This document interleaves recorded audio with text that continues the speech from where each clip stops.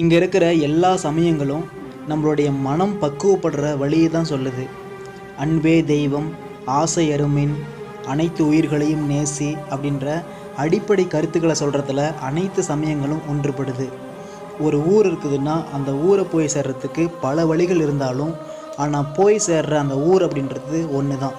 இந்த முறையில் தான் இங்கே இருக்கிற எல்லா சமயங்களும் செயல்படுது.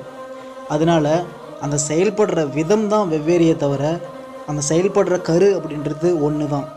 சமயங்கள் நமக்கு பேரின்ப வாழ்ந்து பிறவா நிலையை அடையிற வழியை தான் சொல்லுது. அது சொல்லப்படுற முறைகள் தான் வேறு. எங்கள் திருமூலர் நமக்கு தன்னை அறியறதை பற்றி நமக்கு சொல்லுவார். தன்னை அறிஞ்சால் நம்ம சிவனை அறிஞ்சிடலாம், சிவத்தை அறிஞ்சிடலாம் அப்படின்னு சொல்லுவார்.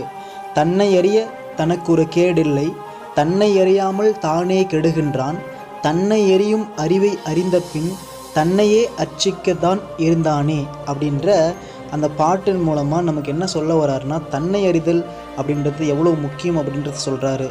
உயிர் தான் கடவுள், ஜீவன் தான் சிவலிங்கம் அப்படின்றத நமக்கு தெளிவாக உணர்த்துறாரு.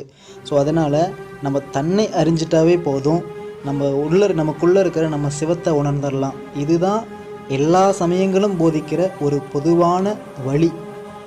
சொல்லப்படுகிற முறைகள் தான் வேறையே தவிர ஆனால் பொதுவான உண்மை அப்படின்றது ஒன்று தான்.